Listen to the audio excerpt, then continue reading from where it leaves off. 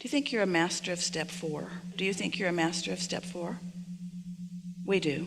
We think that you are often enough feeling good. Do you know how you really master step 4?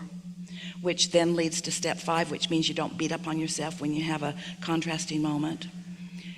The way you master step 4 is by acknowledging the difference between, from wherever you are, a thought that feels more satisfying or less satisfying.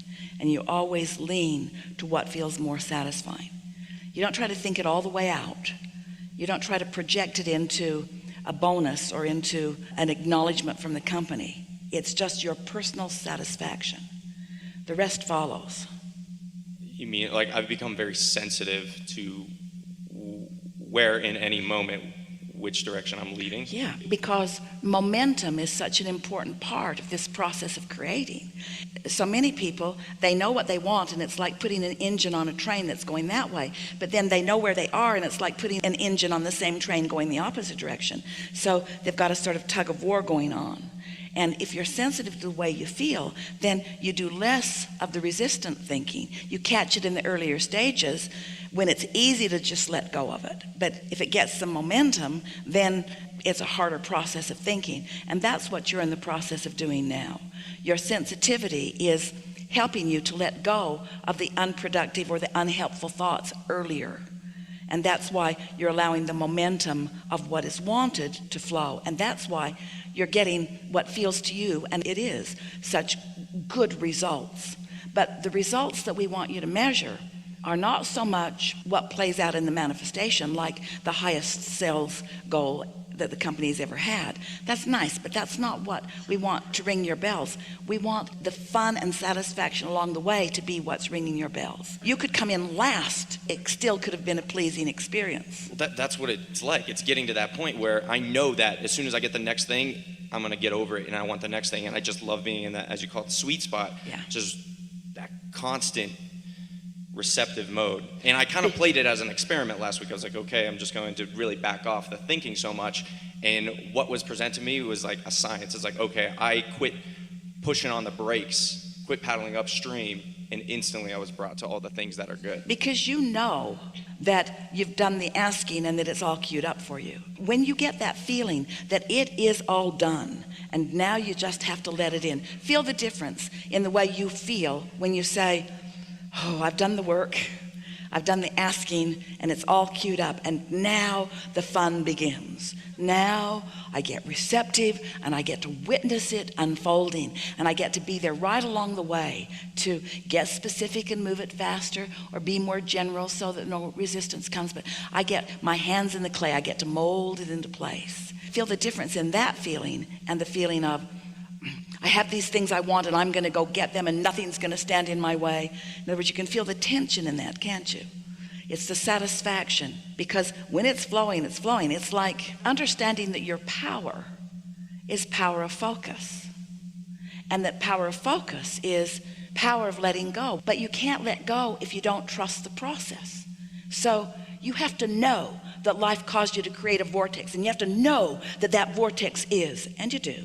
And you have to know that your inner being and source is right there with that. And you have to know that ideas are being projected to you all day, every day, that it is being shown to you, and that the only thing you have to do is get yourself into a receptive mode where you can hear, which means you can't struggle and receive, and you can't worry and receive, and you can't fret and receive, and you can't be making your own really strong plans apart from that and receive.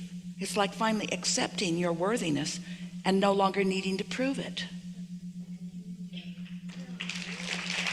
And that's why we wanted to emphasize just a little bit.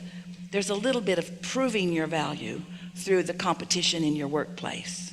The highest mark on the chart can kind of get in your way. You can get carried away with that, where if that's not important, but the satisfaction factor is, then there are no accomplishments that are off limits for you or out of reach for you. And people will look at you and they'll say, what are your goals? And you say, what's your goal? What's your goal this month? And you say, to be happy. And they say, no, dummy, what's your goal? How much are you going to sell this month? Enough to keep me happy. I need a figure. I need to know how much and when. need to know how much and when. I need to hear your goals. I'm sort of operating differently now.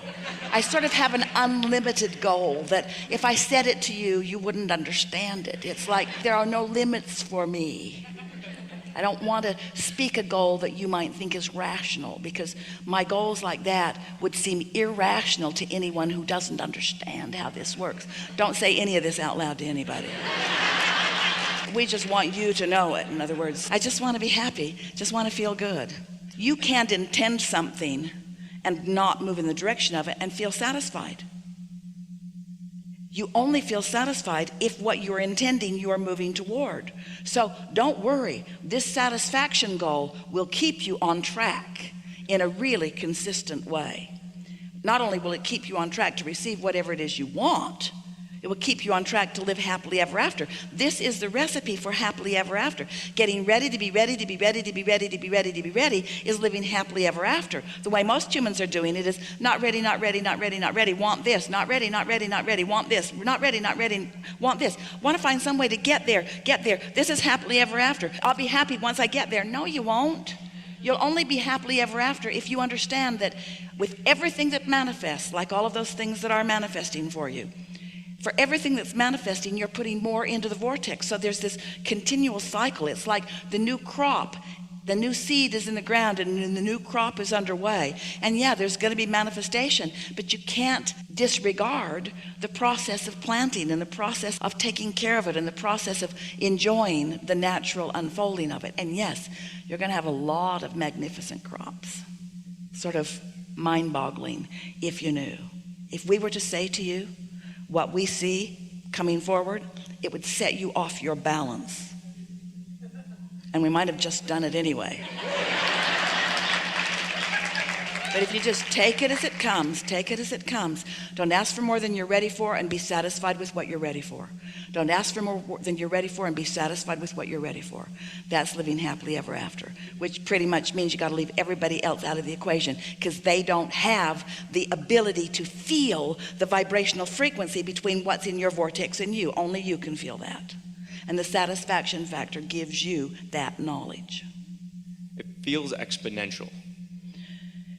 It is exponential in so many ways. First of all, your inner being is exponential, not singular, plural. The energy that creates worlds gathered up for you. A leverage that we cannot find physical words to describe. So sometimes when you look at something that is that big, it kind of blows you out of the water and you don't accept it. But when you just be ready for what you're ready for, then you allow yourself to ease in to the exponential power of universal forces. The big factor for most of you is trusting that Source has its eye on you, because you've sort of trained yourself not to believe in your value. But it won't take long as you watch these things line up for you, as you are already doing, for you to convince yourself, oh yeah, I got this. I got this. They know me. They like me. I like them. We're all in this together. Nothing to prove, only life to be lived.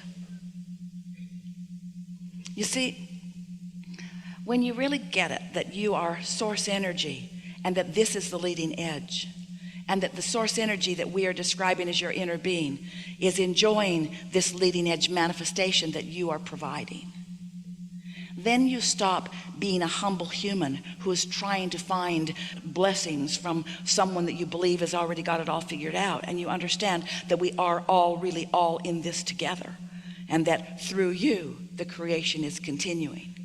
And once you get that, so that there is a love and appreciation of all that is, but there's not a humility that takes you to a place of not letting yourself be the manifester of all that Source is flowing. You follow that? That feeling that I am less than and you are more than keeps you from being in the receiving mode. But when you meditate or appreciate those resistant thoughts away, so that your vibration rises and you are equivalent to your Source. Did you hear that? You can't be humble and less than your Source and be in the receiving mode. We've not said that before. Did you hear it? You have to be equivalent to your source to be in that receiving mode. Ooh. We think this is a good time for a segment of refreshment.